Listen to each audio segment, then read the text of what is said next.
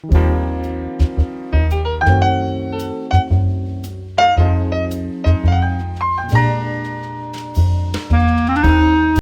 everybody. It's a beautiful, cloudy day in Cincinnati, Ohio. I'm the co-host of the Social Security Talk podcast, Marc in the black shirt and headphones, joined by my partner, Jim Blair. Jim, how's the weather in your area? Well, right now it's just cloudy. We got some much needed rain earlier today, and hopefully we'll get some more later. So, Jim, I hear we're about 4.5 inches below where we should be in terms of rain in Cincinnati. I also hear, Jim, our Cincinnati Bengals are 0-3. How did that happen? we're back to normal. God, it's amazing. My Browns are 1-2. They were basically blown up by the New York Giants over the weekend. So the Social Security Talk podcast is brought to you by the National Social Security Advisor Certificate Program. We offer a Social Security educational program to advisors across the country. After advisors take our training, they have an opportunity to take our test. After passing it, they earn the NSSA certificate, joining approximately 3,000 advisors across the country that have earned our certificate since we began the program in January of 2013. In our class, we focus on situational Social Security. There are 76 million baby boomers out there, and they all have different situations relating to their own Social Security claiming strategies. Mine are different from Jim's. Additionally, we also go over the probing questions that clients need to be aware of in order to maximize their Social Security benefits. Jim, talk about the support that we offer. Well, we do offer what we call the gold standard of support, but if you become an NSSA certificate holder, we are available when you have questions, your clients ask you questions, or you just may have questions yourself about Social Security, and an email or a phone call will generally get those questions answered. Sometimes it takes a little bit of research. Some questions are a little more difficult than others, but we will get the answer to you eventually, and we feel it's the correct answer, and that's what's important. And also, Jim, the other support that we offer is the opportunity to attend our monthly update webinars and our open forums. Jim, those open forums, those are kind of neat, aren't they?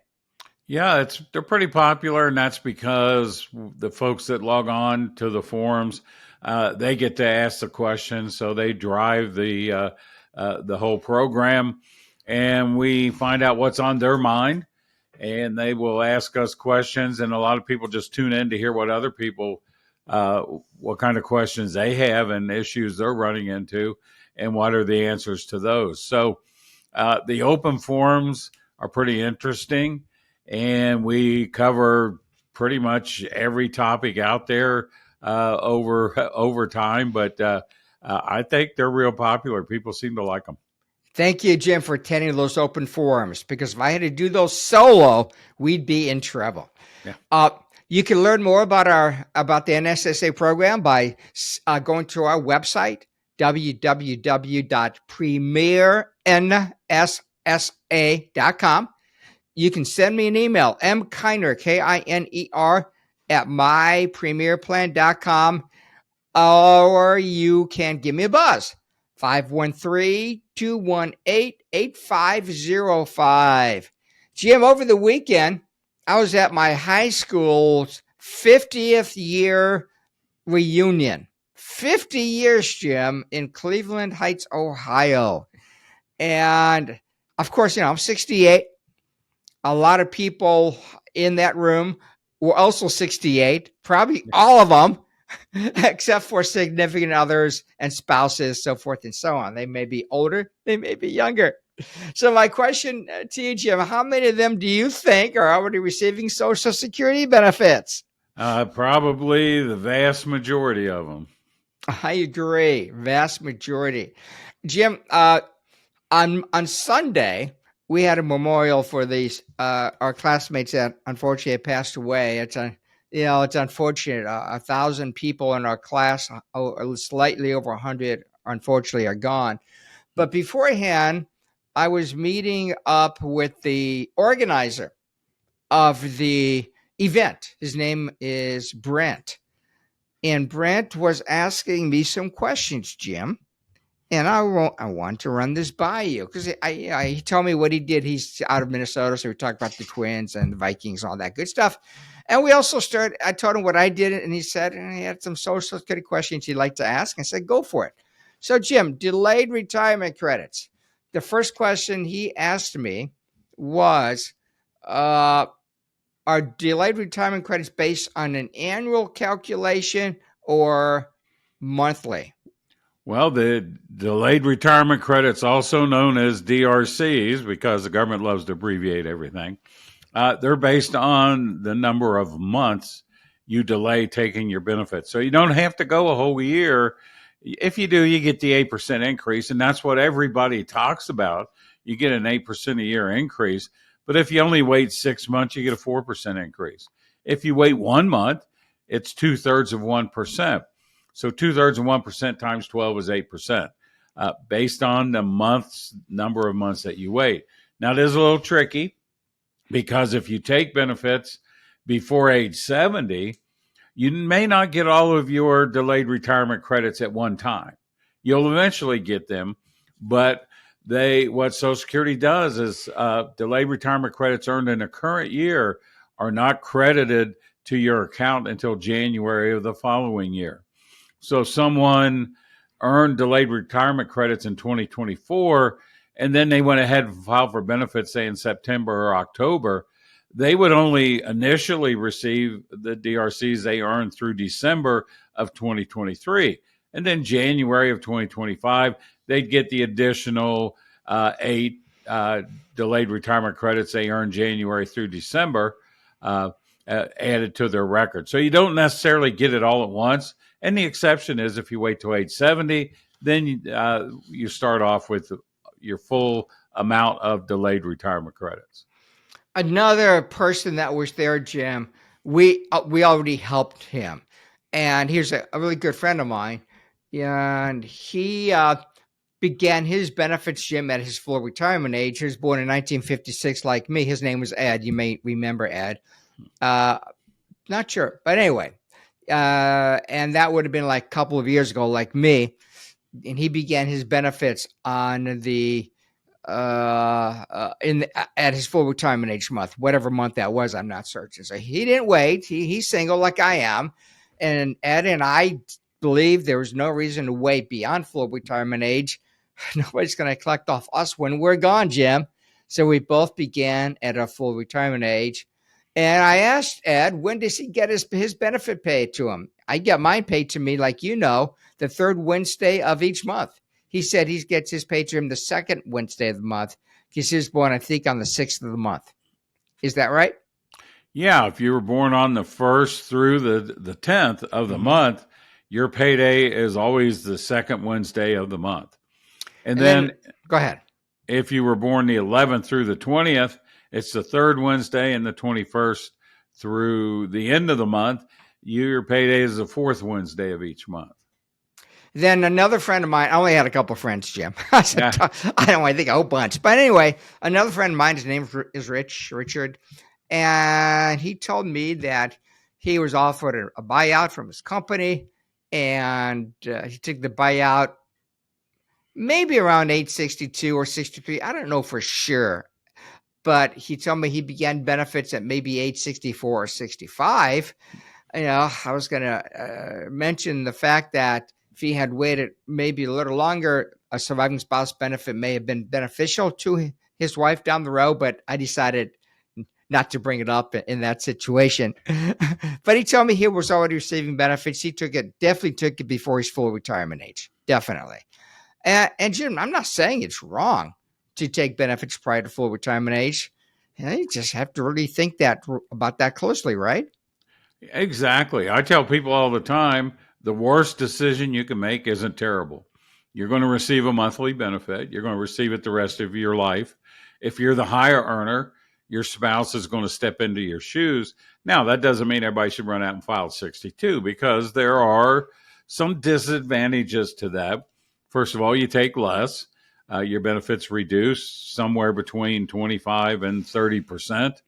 And that also reduces any survivor benefit if you're the higher earner of the couple.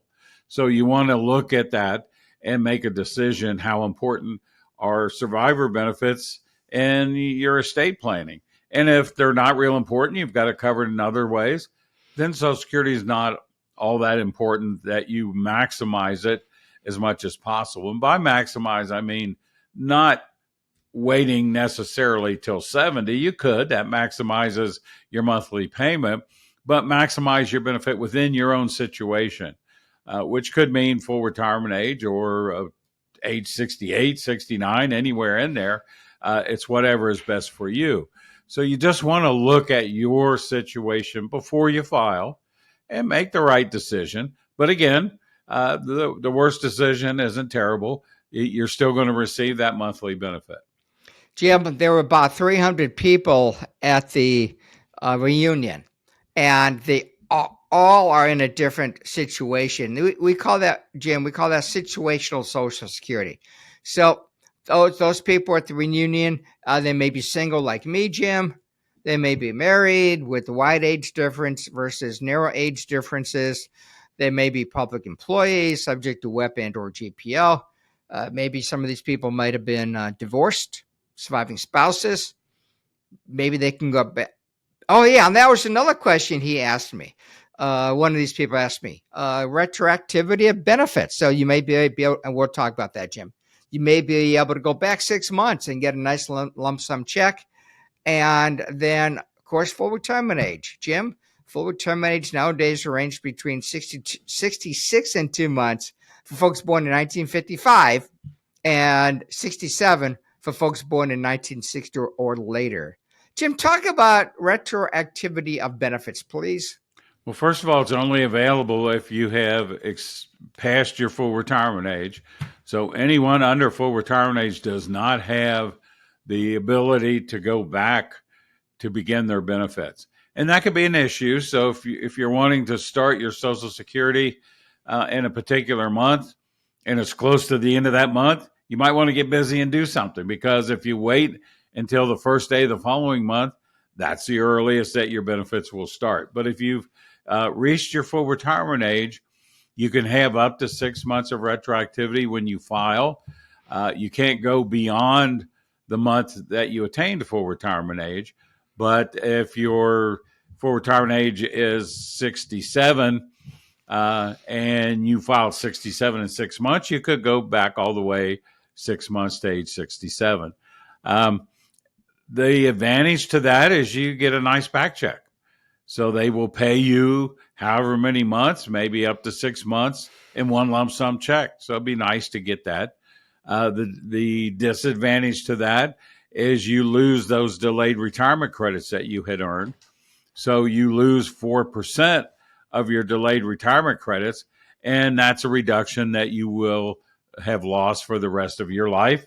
And if your spouse steps into your shoes when you pass away, it's a benefit that they lose. So that's what you're looking at. Is it worth the back check to get that nice lump sum benefit paid to you to get a lower benefit amount? And it's going to be different for different people. So that's what you have to consider. Jim, usually, by the way, folks, I want you to know the title of this podcast is What is on Our Mind? You can see what's on my mind, my 50th year reunion, and the types of Social Security questions I received over the weekend. But Jim, we're talking about retroactivity of benefits. So yeah. We usually don't suggest or recommend that somebody go back 6 months to get that lump sum check because they lose the DRCs. However, though, there could be a situation whereby that is a benefit. You have husband and wife. Husband's going to wait maybe until age 70. The wife eligible for her own benefits, and she's over her full retirement age. She might want to go back as far as she can. No more than 6 months, again, nice lump sum check, because eventually she'll collect off of her husband as a widow, and getting the 6-month or retroactive benefits might be better than waiting and getting those delayed retirement credits. But generally, Jim, what's your thoughts on going back 6 months? Well, particularly with a spouse, you have to keep in mind that spousal benefits uh, are computed using your own Social Security benefits. So you're going to take the higher earners' full retirement age benefit and divide it in half and subtract your full retirement age benefit. But if you've earned delayed retirement credits, you not only subtract your full retirement age benefit, but the delayed credits that you earned. So you're losing dollar for every dollar you gained with delayed retirement credits, you lose that in the spousal boost that you're going to receive once your spouse does file. So that's a different situation that we have to look at. Overall, I'm not a huge fan of the retroactive benefits because your break even point for receiving benefits is generally for most folks uh, before they reach that magic age where Social Security says that's your average survival rate. And so you have to keep in mind that who wants you to take your benefits as early as possible? Well, that'd be the federal government, and that's because that's to their advantage. You want to look at your life expectancy. Nobody knows for sure, but you look at your health, your family history, and if you're the higher earner and your spouse is going to step into your shoes, what's your spouse? What does their health and their family history look like? And it could mean that if you take that retroactive amount, sure, that's good up front. That's money in the hand. Sometimes that's better. But in the long run, you could end up losing money. Jim, there's been a lot of discussion lately about House Bill, I believe it's House Bill 282, about the appeal of WEP and also GPO. What have you heard lately about that? I keep hearing they're supposed to vote on it. I haven't heard where they have. What this would do would be eliminate the windfall elimination provision and the government pension offset. This applies to folks who are eligible for a pension from work not covered by Social Security, aka yours truly. I would see an increase in my monthly benefit, and I become eligible for a benefit from my wife's work record because government pension offset right now eliminates me drawing anything off of her work record. Because oddly enough, when I worked at Social Security, I didn't pay into it. So when people would always say, well, how long is it going to be there? I would always tell them, as long as it's there until I retire, that's good enough for me. But that's a different conversation to have, the solvency. But I'm not sure. I don't believe it'll pass. I don't have an issue with windfall and government pension offset. I know a lot of people do. They feel like they're losing out on benefits. If you look at it, though, overall, personally, I don't think that you are, and I'm okay with it. But, it comes up every year, it seems like. And if they vote to eliminate it, it will increase a lot of people's benefits. Now, what does it do to the solvency of the program? Obviously, it's going to have a negative effect on that. How much? It's hard to say. I've seen estimates, and I think it was in the billions. It wasn't trillions, but it was still in the billions. But it's not going to overall make the Social Security Administration run out of their surplus of money much sooner than they're anticipated to at this point. So we'll have to wait and see what happens. Jim, I believe that if it is passed, it will shorten the trust fund by about half a year. That's what I heard. Which isn't too bad. They still have to do something about it, and they will. Yeah, they will. In the long run, it won't cause anybody else to lose any benefits, I don't believe. But still, we'll have to wait and see what happens. There are lots of sponsors to this bill. I thought I read 300. So it definitely has backing, Jim. But I do agree with you. I don't see it passing either. I don't. Yeah, and even if it passes, say, the House, if there's 300 people signed on to it, it would pass. I don't see it getting past the Senate. Yeah. But if it does, hey, I'll take the money. I'm sure you will, no doubt. I won't be impacted, folks, because I did not work for the government. But Jim, that brings up an interesting point. I received my full Social Security benefit and a surviving spouse uh, benefit from the state because my wife worked as a librarian in Hamilton County here in Cincinnati, Ohio. And upon her passing, I was able to receive a retirement a survivor benefit from it's either STRS or PRS. I don't know which one sends it to me. So, Jim, I'm receiving a full widower benefit and a full Social Security benefit because I did not work for the state. Right. Neat. You didn't earn the pension, your wife did. Yep. And so the fact that you had a survivor benefit payable off of her work record does not cause either windfall or government pension offset to apply, and you're not subject to that. Jim, let me ask you a simple question because we get this question all the time from our advisors. They send us a question. They got an email from one of their clients. Their clients asked this question. Husband would like to file for benefits off of his wife while waiting to age 70 to collect his own. Jim, what's the answer to that question? Yeah, that's long gone. That's no longer an available option for anybody. That was called the restricted application. And we saw the last people eligible for that turning age 70 in December of 2023. So the restricted application no longer applies. You cannot file off of your spouse and save your own till later. Okay, yeah, and that's that went away, Jim, because only folks born by the magic birth date of 1/1/54 was able to file a restricted app, and they're already receiving their benefits because they're over 70. Well, they're 70 or older, right, Jim? Right. Yeah, that was a long time coming.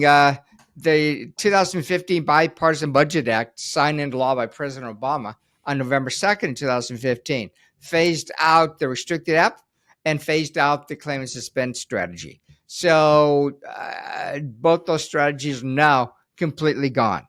So, Jim Blair, what is on your mind today relating to Social Security? Well, one of the things you brought up, we get a lot of questions about the solvency, particularly in the presidential race. We hear a lot of talk about that. We're not going to touch Social Security. Well, eventually they will need to touch Social Security, or everybody will receive about a 20%. I think right now it's 17% pay cut. But by law, the Social Security Administration cannot operate in the red. Now, right now, they have plenty of money, about $2.7 trillion in U.S. Treasury bonds. As long as the government's honoring their bonds, Social Security has access to that. And I know Social Security doesn't care where the government gets the money. Just like you go to the bank, you put in your ATM card, you don't care where the bank gets the money. You just want the money out of your account. Social Security is the same way. But eventually that will be gone around 2034. And if nothing is done, yes, people are still working. The vast majority of the benefits will be paid, but it will be a little bit of a reduction, about 17%. We don't believe that'll happen. Why? Because are you going to vote for someone who gives you a 17% pay cut? I would say no. I know I'm not. So they will make the changes, and I would not let that be a factor of deciding when to start your Social Security benefits. I'm going to take my benefits now because I want to get something before they run out of money. Worst reason to file for benefits. So just make sure that you let your congressperson know what you think about it. First of all, tell them to get off their butts and get this legislation passed to get the program more solvent so that people don't have to worry about it between now and then. But also let them know what you think about it, what your solutions might be, and they'll make the changes. I'm afraid the changes will come later rather than sooner, right at the last minute, because our elected officials seem to like to do that. Both sides of the aisle are pretty good at that. Can't blame one side or the other. we'll just blame them both. So they need to get busy and get it done. But solvency is a big issue. People think about it and talk about it all the time. They need to get it done. Jim, as you were talking, something just struck with me. You always hear that Medicare and Social Security are a large part of our budget. You hear that, right? Right. But now I was thinking about it. Even though we pay out over $1 trillion, 1.2 trillion dollars in benefits, it's around that figure each year to 66 or so million beneficiaries, the system, the trust fund takes in almost that same amount each year.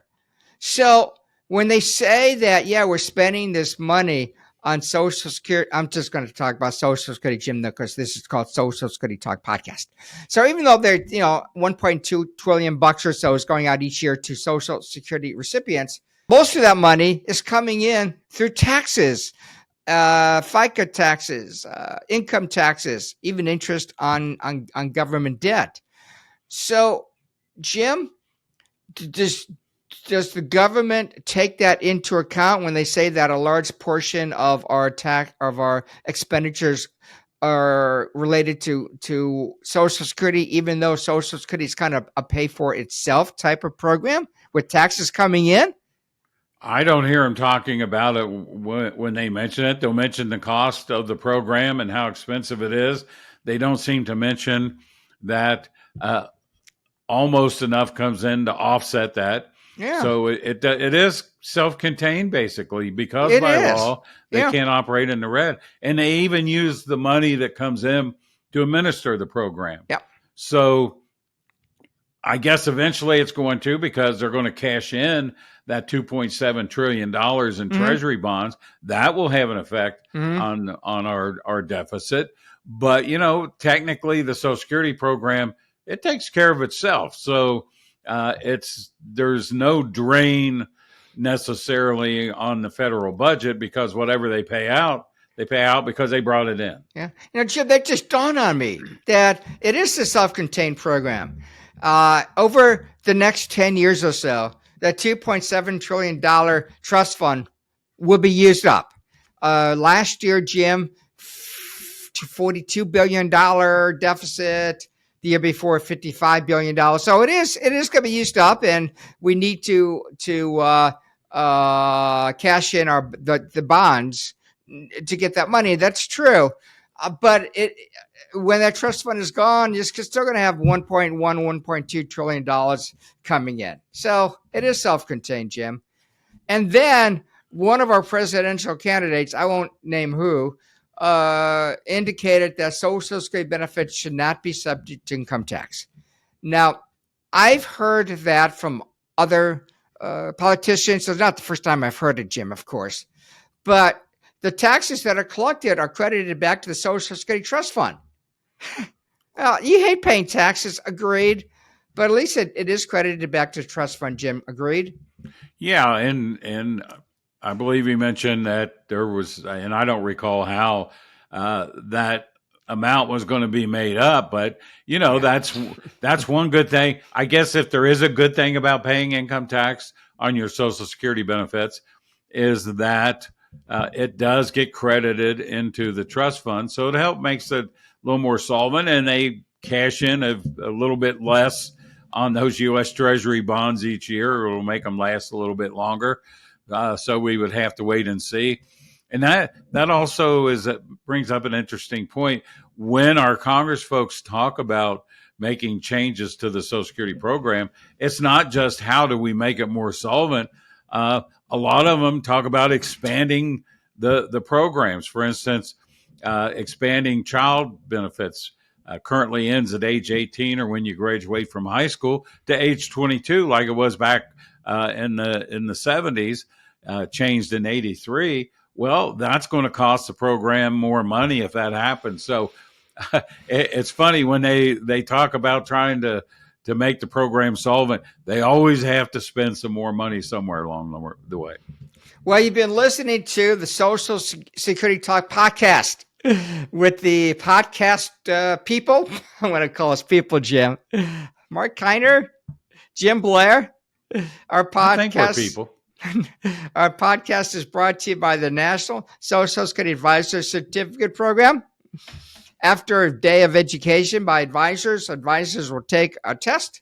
After passing the test, will earn the National Social Security Advisor Certificate.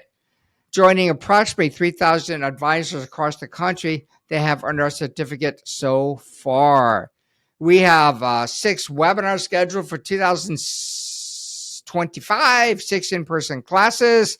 Jim, I'm not sure if I can remember all of them, but I know Charlotte, Chicago, Orlando, Cincinnati, Phoenix and Philadelphia. Thank you, Jim. That's why I keep you around. We're going to be in those cities in 2025, and we also have 6 upcoming webinars next year also.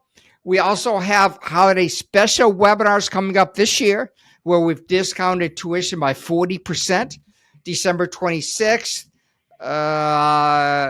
all day, 8 to 4:30 Eastern Time, and then December 27th/30th, 11 to 3 Eastern Time, both days. So tuition on those holiday special webinars are discounted by 40%. You can go to our website, premiernssa.com. Send me an email, mkiner@mypremierplan.com, or just give me a buzz. Give me a jingle, 513-218-8505. So, Jim, we are about done. What else? Anything else on your mind before we adjourn for the day? That's pretty much it. All right, Jim. Thank you. And thank you, everybody, for listening or viewing and watching our podcast. Till next time, have a great day. Bye. Goodbye.